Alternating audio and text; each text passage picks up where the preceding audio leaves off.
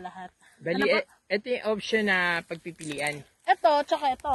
May right ito. of way kasi yan dito. Ito yung pababa, ito yung nasa taas tayo, no? Ito, tignan nyo yung plano. Pwede yung plan. Hanapin ko. So, i-video para makita yung plano. Alam, may idea si ate kung anong area pipiliin niya dito.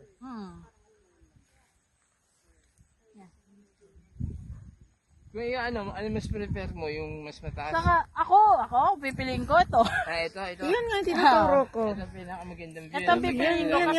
Yan nga, Pag pinuturo napili ko. niyo, kita niyo yung dagat. Oo. Pag nandun ka kasi, kita mo yung pariho. Kaliwat kanan, kita mo. Correct. Oh, Yan. So, yun ang gusto ni ate mo, Annalisa. saan? Ito kasi gagawin kong events place yan eh. Pag ganyan po siya. Ayun yung plan. Ito yung dagat, dito yung dagat. Okay. Yan. So may kalsada po yan dyan. Yan. Ayan, sige.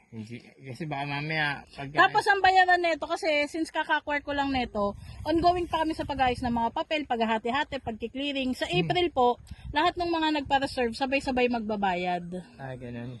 Yan. So ang pipirma, yung dating binilhan ko kasi hindi pa naman ang mga lupa kasi na to, hindi ko siya nililipat sa akin kasi magastos, dobleng gastos So kasi yun. pagka chinek siya sa hindi pa nasa pangalan mo siya.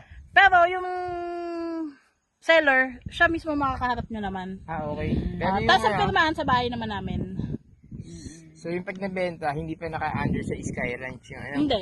Kasi Saka sa ano Sky, pa sa Apo, owner. Skyline sa mismo. owner pa. Sa owner pa. Okay. Kasi, hindi, pero pwede nyo i-check sa RD.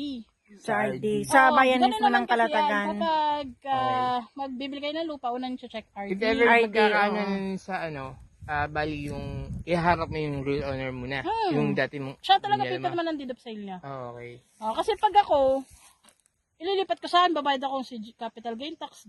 Oo. Yung mga taxes, ibibenta ko din naman. Di much better na mula sa seller, lipat ko na sa... Sa owner. May-ari. Sa owner mismo nga bibigay Oo. sa iyo. Yes. Okay. Tsaka check nyo to, add nyo ako sa Facebook page. Para makita